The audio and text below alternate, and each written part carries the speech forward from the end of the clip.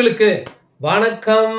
இன்னைக்கு நம்ம யாரை பத்தி பேச போறோம்னா, புரோக்கர் சவுக்கு சங்கர், அப்புறம் திராவிடத்துக்கு முட்டு கொடுக்குற தற்குறி ஜெகதீஷ் பண்டிட். 2024 தேர்தலில் அண்ணன் திமுகவுக்கும் அதிமுகவுக்கும் ஃபேவரா வேட்பாளர் இறக்குனாராமா.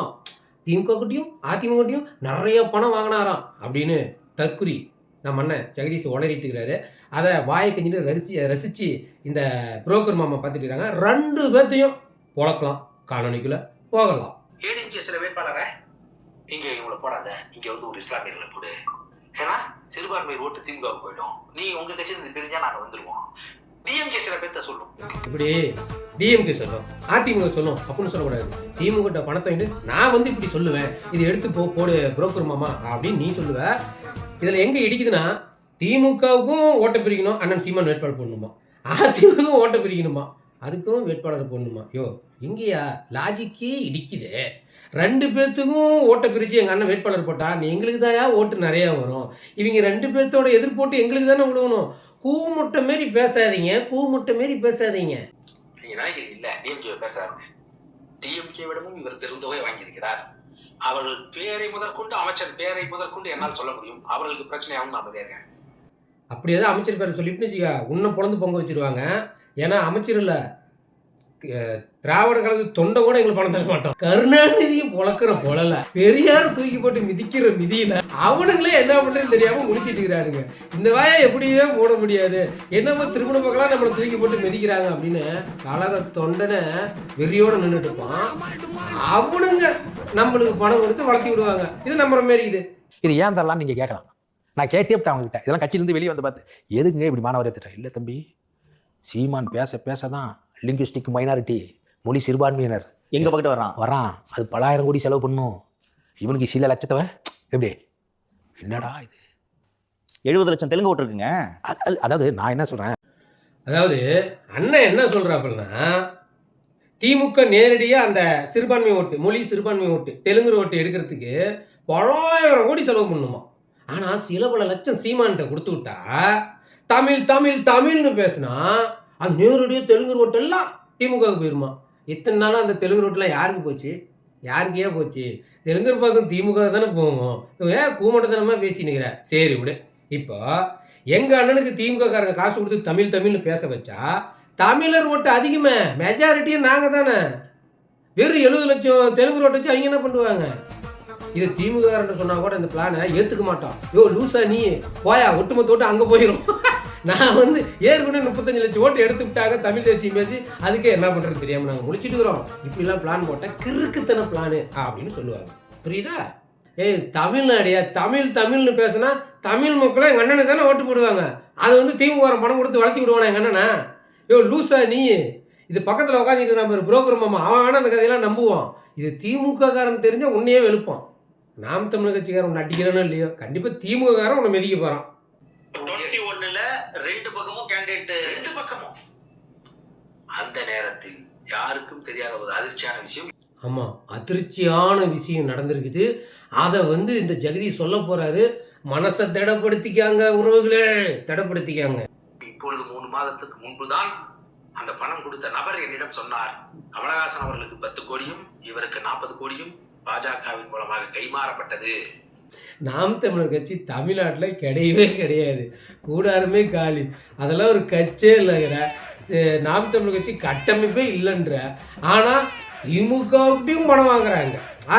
திமுக பணம் வாங்கலை, திமுகவும் பணம் கொடுக்குது, அதிமுகவும் பணம் கொடுக்குது, பிஜேபியும் பணம் கொடுக்குது. யோ தமிழ்நாட்டில் வளராத கட்சின்னு சொல்கிறீங்க. அப்போது இந்த 3 கட்சி எங்கள் அண்ணன் வீட்டு எதுக்கே வந்து பணம் கொடுக்குறானுங்க. யோ லூசாயா நீ ஜெகதீஷே? இந்த 3 கட்சிக்காரனும் உன்னை புழக்க போகிறது உறுதி, அது வேணால் கன்ஃபார்மு. இன்னும் ஏன் நாங்களாம் தமிழக வாழ்வுரிமை கட்சியில் வந்திருக்கோம்? திராவிடத்திட்ட பொறுக்கித்துங்க, திராவிடத்தில் கக்கூஸ் அடைச்சிருக்கோம், அடைப்பிடுங்க, அதுக்கு தான் போயிருக்கிற, வேறு எதுக்கு போயிருக்கிற? தமிழ் தேசியம் பேசிட்டு தலைவர் பிரபாகரன் அப்படின்னு சொன்ன வாயில நீ வந்து திராவிடத்திட்டு கூட்டணியில் இருக்கிற கட்சியில் போய் நின்றுட்டு எதுக்கு போயிருக்கிறோம்? பிச்சை எடுக்க தான். ஏன்னா நான் உன்னை பார்த்து வரல, தமிழ் தேசியம் என்பது உன்னை பார்த்து எனக்கு வரல, பொது உடைமை சித்தாந்தம் என்பது உன்னை பார்த்து வரல. ஏன்னா உனக்கு எதுவும் தெரியாது. எதுவுமே தெரியாதவருக்கு திமுகவும் மனம் கொடுக்குது, அதிமுகவும் மனம் கொடுக்குது, பிஜேபி மனம் கொடுக்குது. சீமான் நீங்க பார்த்து ஏதோ வேட்பாளர் போட்டீங்கன்னா நாங்க எப்படியாவது பொழைச்சிக்குவோம், எங்க வேட்பாளர் ஜெயிச்சுக்குவோம். எதுவுமே தெரியாது. ஆனா எல்லா கட்சியும் எங்க அண்ணன் வீட்டு வாசல் வந்து நின்றுட்டுக்கோம். கூமுட்டை மாரி பேசாதையா, கூமுட்டை மாரி பேசாத. பேசி மனப்பாடம் பண்ணி வாந்தி எடுக்க முடியும். பேசி மனப்பாடம் பண்ணி வாந்தியா? அப்படி சொல்லக்கூடாது, தப்பா சொல்லிட்டேன். படிச்சு மனப்பாடம் பண்ணிட்டு வந்து வாந்தி எடுக்க முடியும், ஆனா அப்படி சொல்லணும், தப்பா சொல்லிட்டேன். தமிழ்நாட்டில் இல்லை, உலகத்திலே எல்லாரும் பார்த்து படிச்சு மனப்பாடம் பண்ணிட்டு வந்து தான் பேசுவாங்க. இவர் எப்படி வரலாறு பேசுவார் தெரியுமா?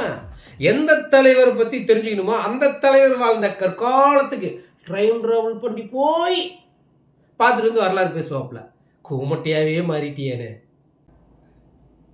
நான் சொல்றேன் கேளு. யாரு? அதை தான் நான் கேட்கறேன். Who are you? பக்கத்தில் ஒரு புரோக்கர் மாமா இருப்பானே, அந்த பைத்தியர்மே, யோ சவுகே, உன்னையெல்லாம் திராவிடம் ஓட ஓட துரத்தி அடிச்சு கையை உடைச்சி ஊட்டலை களத்தை ஊத்துனப்ப உனக்கு உதவி பண்ண ஒடியாந்தா இருப்பார் ஒரு மனுஷன், அவரு தான். Who are you? சீமான். நீ என்ன கேட்குற? ராஜராஜன் கட்டிய தஞ்சை பெருவிழா கோயில் இன்னைக்கு எத்தனை வருஷம் ஆகுது? 1000 வருஷம். எவ்வளவு நாள்ல கட்டிட்டான்னு நினைக்கிறீங்க? சில பல ஆண்டு. 6 வருஷம். 6 வருஷம் புரோக்கர் மாமா, 6 வருஷம். யோ, தஞ்சை கோயிலில் இருக்கிற கல்லை எப்படி மேலே போச்சுன்னு தெரியாம இன்னமும் கன்ஃபியூஷன் இருக்கிறான். இவர் பெரிய எப்படி இன்ஜினியர், 6 வருஷம் கோயிலை கட்டிட்டாங்களாம். ஏன் நீ வேற? 1000 ஆண்டுகள் நிலைத்து நிற்கக்கூடிய ஒரு கோயிலே 6 வருஷத்துல நம்ம பாட்டை கட்டிட்டான்.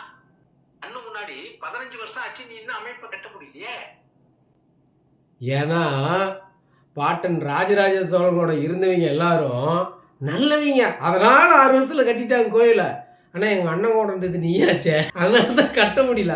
உன்னை துரத்தி விட்டார்ல, கட்டிடுவார் கட்சியோட கட்டமைப்ப கட்டிடுவார். ஏன் இப்படி? நிர்மலா சீதாராமனை பார்த்து வந்து விட்டு 13வது நாள் இந்த சின்னம் சீமானுடைய முகத்தோடு. யோ, பார்த்ததுக்கு இன்னுமே சாட்சி இல்லை, ஒரு புகைப்படம் இல்லை. கூமுட்டியா நீ? அதை விடு, அவங்க பார்த்தாங்க பார்க்கலாம், அதை விடு. அம்மா, நிர்மலா சீதாராமன் நிதி அமைச்சரா இல்லை தேர்தல் அதிகாரியா? அவங்க சொன்னா தேர்தலை நீ தூக்கி கொடுத்துருமா? ஏற்கனவே போன தேர்தலை சின்னத்தை பிடிங்கிட்டாங்க. எங்கள் அண்ணன் கத்துன்னு கத்தி கடைசி நிமிடத்தில் சின்ன கொடுத்தாங்க. அப்பயே போய் பிஜேபிகிட்ட சொல்லி சின்ன வாங்க முடியாதா? யோ, கூமுட்டையாட்டும் பேசாதியா. தேர்தலில் அங்கீகாரமான கட்சிக்கு சின்னம் கொடுப்பாங்க. நீ எந்த சின்னமா விருப்பப்படுற கேளு, நாங்கள் தரேன்னு சொல்லுவாங்க.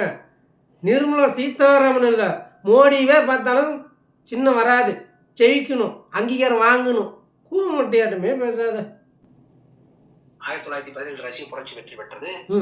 அங்க இருக்க தேர்தல் ஒற்றை கட்சியாக இருந்தாலும் லெனின் மூஞ்சி வைக்கவில்லை. அதற்கு பிறகு ஸ்டாலின் முகத்தை வைக்கவில்லை. மாவு மூஞ்சி, ஃபெடரல் கேஸ்ட் மூஞ்சி எல்லாம் வைக்கல. அவங்க வைக்கல, அதுக்கு நாங்க என்ன பண்றது?